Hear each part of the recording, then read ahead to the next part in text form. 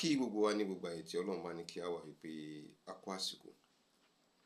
Ọlọ́run bá tó ní àsìkò lọ́dọ̀ yóò ṣe ní àsìkò ayọ̀ fún gbogbo wa.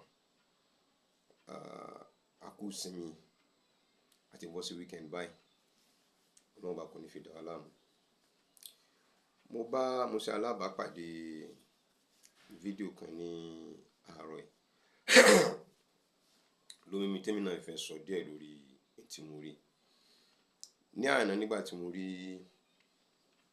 fídíò tí Yunusa tó ṣe lórí Mumbar, lórí bàbá wa Muyideen Ajani Bello,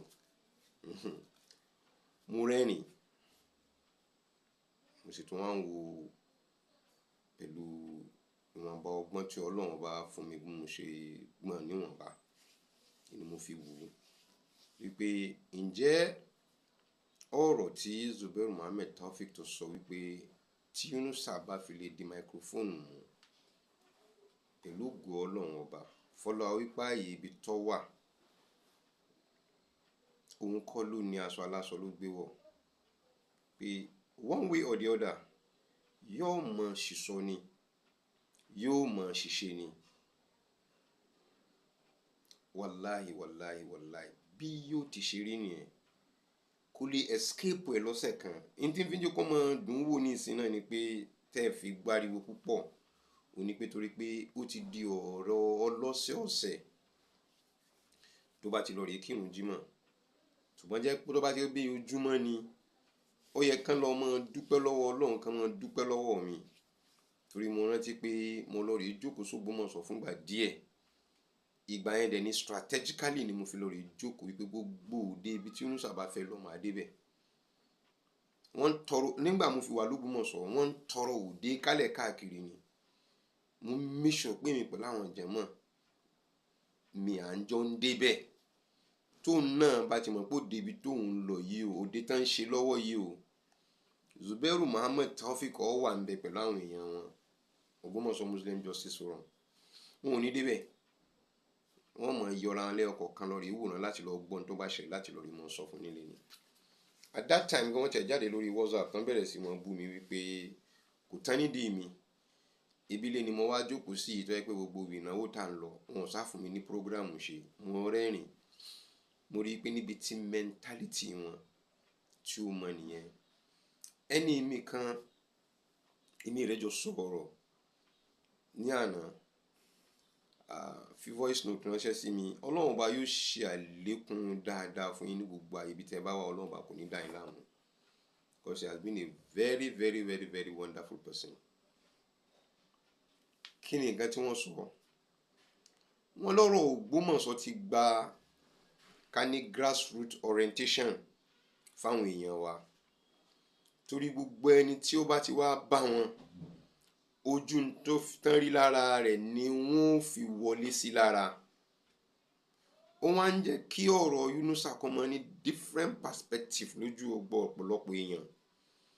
Tó bá délé yìí tẹ́ bá bá ká tẹ́ bá dá dúró, in tí ó mọ̀ bá yín sọ ni pé in tí ń dùn pẹ̀lú àwọn ará Ògbómọ̀ṣọ́ ni wípé wọ́n ń bínú Yunusa torí pé wọ́n ń kówó mọ́sálásí jẹ, àwọn bàbá yẹn ń kówó mọ́sálásí jẹ, kò wá gbà fún wọn lójú rí bẹ́ẹ̀. Ẹni tí ń sì ń sọ̀rọ̀ ọ̀rọ̀ yìí tán sọ̀rọ̀ ọ̀rọ̀ yìí fún kò sí online, fóònù tanná sọ́bẹ̀ ló ní, àfi tó bá fẹ́ mọ́ fi gbọ́ Paso, Òṣùpá, Wàsíù àti bẹ́ẹ̀ bẹ́ẹ̀ lọ lókù tó bá ní that is tó bá tiẹ̀ tó wá ní memory card nínú ẹ̀. Tí ò bá ní, alhamdulillah, ó ní rédíò kékeré yóò fi mọ́ gbọ́ program rédíò. But tó bá ti dijọ́ Jímọ̀ tó bá ti lọ, ìwọ̀nba àwọn èyí tí wọ́n bá fún wọn tó bá ń jù sí wọn láàrin àwọn tọ́jọ́ kóra wọn jọ. Bàbá ìmámù, wọ́n bínú bàbá ìmámù ni, wọ́n kówó jẹ ni, wọ́n ń ṣe kíní ni, wọ́n ń ṣe kíní ni. Òun ni orientation tó ń bá pàdé nínú mọ́sálásí ìní fi ń ṣiṣẹ́. Meanwhile ẹni tá à ń wí yìí ó lè jẹ́ pé iṣẹ́ ọ̀kadà ní í ṣe. Tó bá ti gbé èèyàn 10 yóò sọ fún èèyàn 8 wípé wọ́n ń bínú ìmámù torí pé wọ́n ń kówó mọ́sálásí jẹ tí kò gbà fún wọn. Àwọn míì orientation tí wọ́n fún wọn ni pé wọ́n ń ṣẹbọ, ẹlẹ́bọ ni wọ́n ń jó yìí wọ́n ń jó yìí wọ́n ń ṣe kíní olóògùn burúkú ni wọ́n. Orientation yẹn tí wọ́n fi sí wọn nínú bí wọ́n ti ṣe rí mọ́ṣẹ́ dọ́dọ̀ wọn náà wọ́n ṣe lò fún wọn, òun náà ni wọ́n ò bá kiri láti lọ́ mọ́ fi sọ̀rọ̀ fáwọn èèyàn. So it's beyond what we can ever think of. Pẹ̀lú ògo Ọlọ́run mo sọ kíní kan jáde, mo ní àwọn tó wà involved directly or indirectly lórí nǹkan tó wà nílùú Ògbómọ̀ṣọ́ pé màá pe orúkọ wọn jáde, màá kà jáde, màá sì sọ̀rọ̀ lé lórí. Ó lè ṣeé ṣe kó bọ́ síbi tó dùn lára wọn, ó sì lè ṣeé ṣe kó bọ́ síbi tí kò dùn lára wọn. Àmọ́ àtọ̀tún àtòsí rẹ̀ ẹ̀yin aráyé ẹ bá wa gbọ́, ẹ ó bá wa rí, torí pé kò sí nǹkan táwa ń fẹ́ ju àlàáfíà nílùú wa lọ. Tí èèyàn bá mọ núrò yóò lè sọ ìwà ní wúwú. Àwọn kan ní sọ̀rọ̀sọ̀rọ̀ máa rántí ẹni tí ó mọ̀ gbọ́ tí wọ́n lè bọ́ interpret ẹ̀ dáadáa ṣe yẹ. Ẹ gbọ́ nǹkan tí Yunusa tún wí, ẹ gbọ́ ohun tó wí níbi hútúbà rẹ̀ tó ṣe nípa bàbá wa Àjàní Bello. But kí ni mo fẹ́ fà jáde fún yín ni wípé ǹjẹ́ irú àsìkò yìí ni irú àtàsìkò yìí àti tí ìsàsìkò yìí èwo ló tọ́ sí lẹ́nu? Bó bá jẹ́ pé wáàsí ló ṣe tó gbọ́nà ọ̀dọ̀ wọn, ọgbọ́n àti làákàyè ní ó fi ṣe wáàsí rẹ̀ tó fi gbọ́nà ọ̀dọ̀ wọn. Àmọ́ ayé ti lu jára kọjá kán máa sọ fún èèyàn pé eléyìí ló lè ṣe, eléyìí kọ́ ló lè ṣe. Bí èèyàn bá fẹ́ sọ báyé ṣe fẹ́ rí ní ti dáadáa lèèyàn sọ̀rọ̀ lé lórí. But kí ni nǹkan tó fẹ́ ṣẹlẹ̀? Ẹ wo ọ̀rọ̀ tó sọ. Àfáà mi tó fún Yunusa lésì ọ̀rọ̀ tí mo rí online ní òfin ní jẹ́ kí n go too deep, but màá tún padà wá sórí ẹ̀. Mo fẹ́ kẹ́ ẹ gbọ́, kẹ́ ẹ fi wá bá wa mọ̀ tó bá jẹ́ òkodoro nítòótọ́ Yunusa ọmọ Ògbómọ̀ṣọ́ ni, àti pé tí Yunusa ó lè ṣe pẹ̀lú ọba Ògbómọ̀ṣọ́ àbí ṣé ó lè ṣe pẹ̀lú wa. Láì ní fọ̀rọ̀ gùn, mo fẹ́ kẹ́ ẹ fi pẹ̀lẹ́pẹ̀lẹ́ kẹ́ ẹ gbọ́ kútúbà Yunusa, kẹ́ ẹ wá gbọ́ èsì ọ̀rọ̀ tí wọ́n fún Yunusa lórí kútúbà tó ṣe. Mo ti sọ fún yín wípé mọ́ tí déwájú microphone lọ́rọ̀ rẹ̀ yóò mọ̀ fẹnu kọ wàláì, torí pé àyè aláyè ló wà. So gbogbo ọ̀nà pátápátá lọ́lọ́run ó sì máa fi tú àṣírí rẹ̀ díẹ̀ tí ó fi wá mọ̀ wípé Ọlọ́run sí pẹ̀lú ìwà tó ń wù. Ọlọ́run ọba sùúrù ni. Gbogbo ẹ̀yin tẹ́ ń pè lórí ọ̀rọ̀ rẹ̀ pé sí mo gbọ́ sí mo rí, nílùú ni mo tó fẹ́ sọ tó fẹ́ yàtọ̀ sí ti bàbá àfáà mi yìí tí wọ́n sọ lórí ọ̀rọ̀ tó wà nílẹ̀.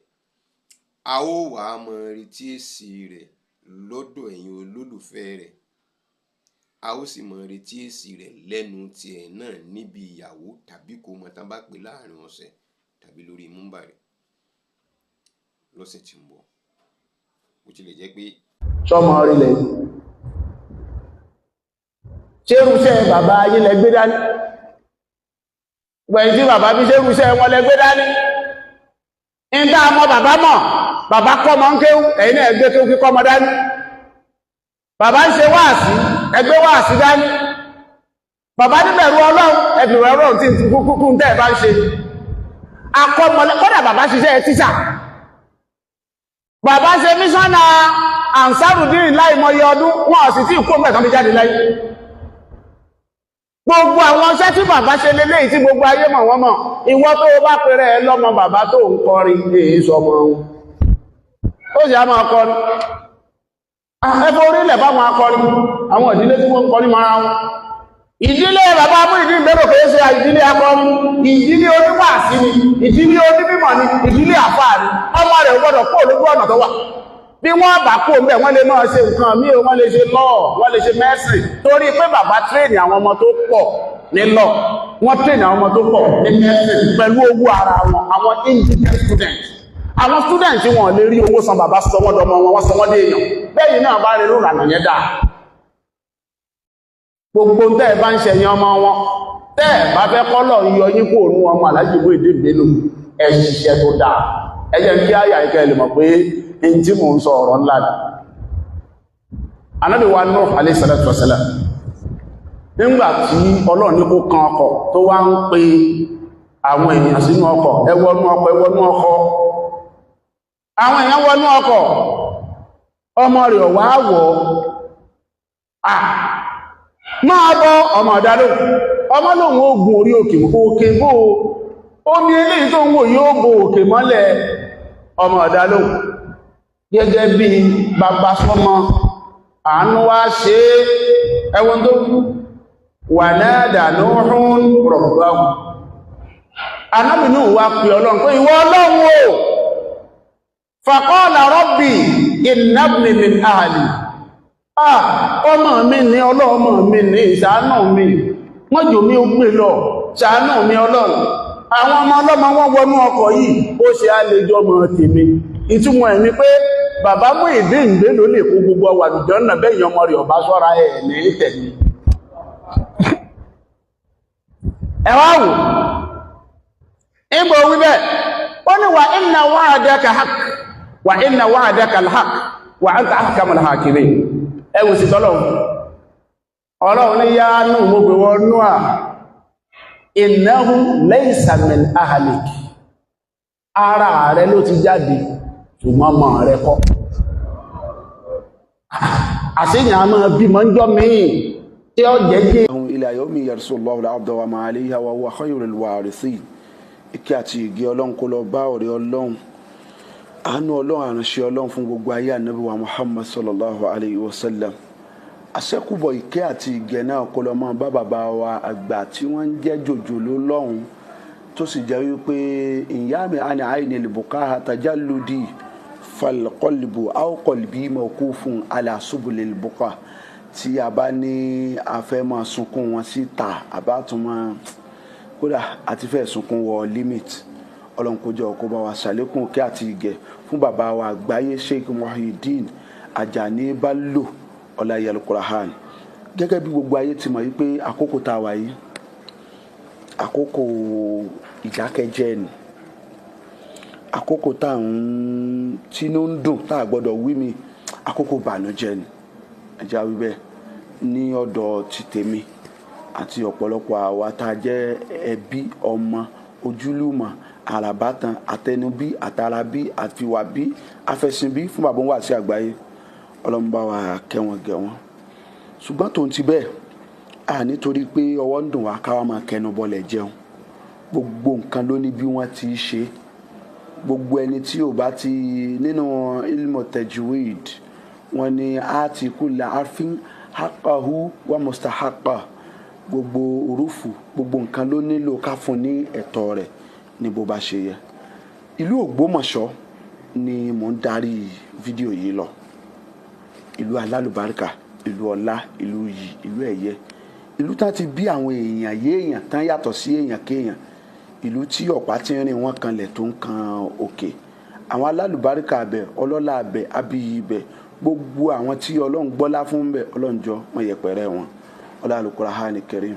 Mo lè pera mi lọ́mọ Ògbómọ̀ṣọ́ li'anni kuntu fihim kama kanu fiya. Mo ń bẹ nínú wọn bá ti ń bẹ lára mi torí mo ní àwọn olólùfẹ́ mi tó pọ̀ ń bẹ.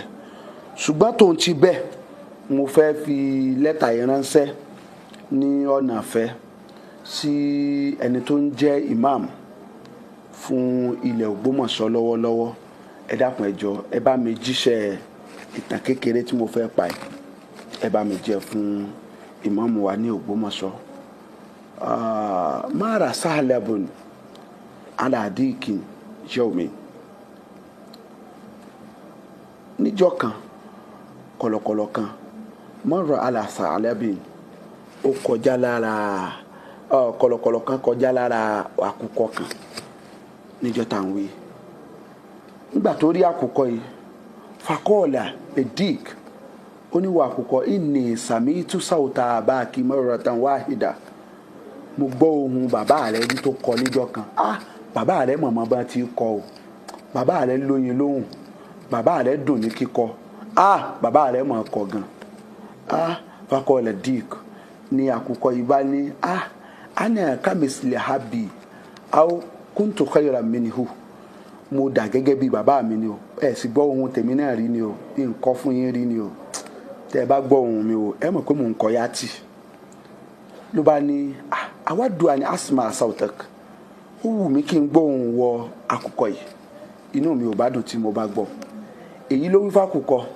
fàgọ́dà dínkù àìnáàhù ni àkùkọ bá di ojúmọ́ rí láti kọ wọ́n ń dà má gádà àìnáà láàrin ìgbà tí ó di ojú rẹ̀ pé òun fẹ́ kọ ó gbẹnu ókè fẹ́ kọ gógórógó ó ní kọ̀lọ̀kọ̀lọ̀ bá ara mu bí kọ̀lọ̀kọ̀lọ̀ ṣe fẹ́ yín gbé ìwà ń gbé wọgbó lọ pé kò ń lọ pa sínú igbó ń gbé wọgbó lọ láti lọ pa sínú igbó fàkàràjà ilayhi kilabul qarya làwọn ajá inú ìlú ò ní wọ́n bá jáde ipe kí ló ṣẹlẹ̀ níbi táwa wà ń bí ìwọ fẹ́ máa gbé àkùkọ láàrin tiwa níbí ta ló béèrè lọ́wọ́ ẹ̀ só gbowó ilẹ̀ kó tó gbàkùkọ ni kọ̀lọ̀kọ̀lọ̀ yóò mọ tí ó ṣe mọ́ ó bọ́ sínú wàhálà ó ní àkùkọ tó wà lẹ́ẹ̀kẹ́ rẹ̀ tó gbé dání tó fi yín mú sẹ́nu làkùkọ yìí bá ní àkàbírihum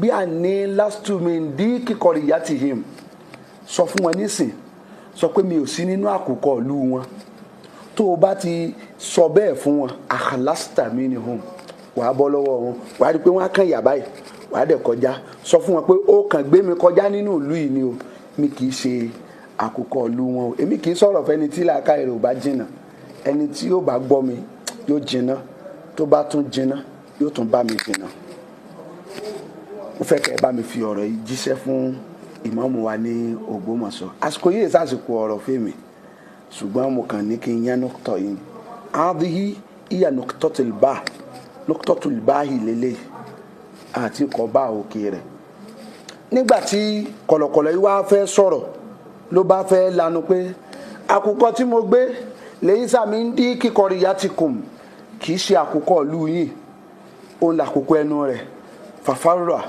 ló bá fò dànù bọ́ sílẹ̀ lẹ́nu kọ̀lọ̀kọ̀lọ̀ yìí fakọ́ọ̀là sáàlàbù kọ̀lọ̀kọ̀lọ̀ bá káwọ́ lérí fakọ́ọ̀là ó ní wáyìlà tí ó ní ẹgbẹ́ òun ó ló mà ta fóun o ó ní kọba Allahu famma alladhi yatakallam hina yumkinu an yasmuta ó ní kó ta fún ahọ́n kan tó sọ̀rọ̀ nígbà tí ó yẹ kó panudé ahọ́n tó lanu níjọ́ tó yẹ kó ṣe ẹnu rẹ̀ ní déédéé síbí ó ní kó ta fún ahọ́n náà nígbà tó sọ yẹn tán ó ní àkùkọ tó ń sá lọ làkùkọ náà bá dáhùn pé kọba Allahu al-ayna alladhi yagudu hina yumkinu an yastayqasa ó ní kó ta fún ojú tí ó lọ dì nígbà tí ó yẹ kó ràn sílẹ̀ gbàdàgà ó nígbà tí mo rí wọ kọ̀lọ̀kọ̀lọ̀